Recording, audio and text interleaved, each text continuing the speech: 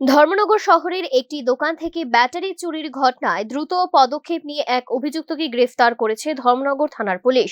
ধৃতের নাম যুক্তিরাম রিয়াং। তার বাড়ি উত্তর ত্রিপুরা জেলার কচুছড়া এলাকায়। পুলিশ সূত্রে জানা গেছে, দোকান থেকে ব্যাটারি চুরির অভিযোগের ভিত্তিতে মামলা রুজু করে তদন্ত শুরু করা হয়। তদন্তের এক পর্যায়ে বিভিন্ন তথ্য প্রমাণ এবং গোপন সূত্রের ভিত্তিতে অভিযান চালিয়ে অভিযুক্তকে আটক করা হয়।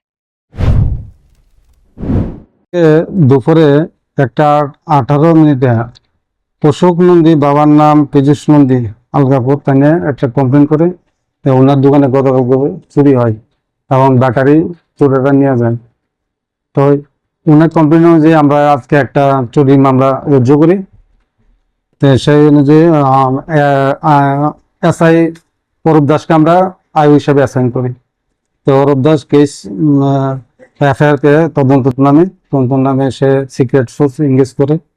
তো সে খবর পায় যে একটা ট্রাভেল ছেলে তো রেল স্টেশনের এদিকে ব্যাটারি নিয়ে ঘোরাঘুরি করছে কাউকে বিক্রি করার জন্য। তখন সোর্স ওকে খবর দেয়, তখন সঙ্গে সঙ্গে সে যায়।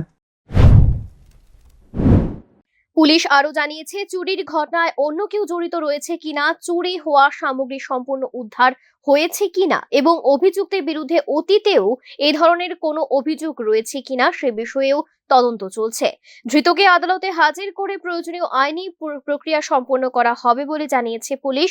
একই সঙ্গে এই ঘটনার সঙ্গে জড়িত অন্যদের খুঁজে বের করতে তদন্ত অব্যাহত রয়েছে। Bureau report, news now.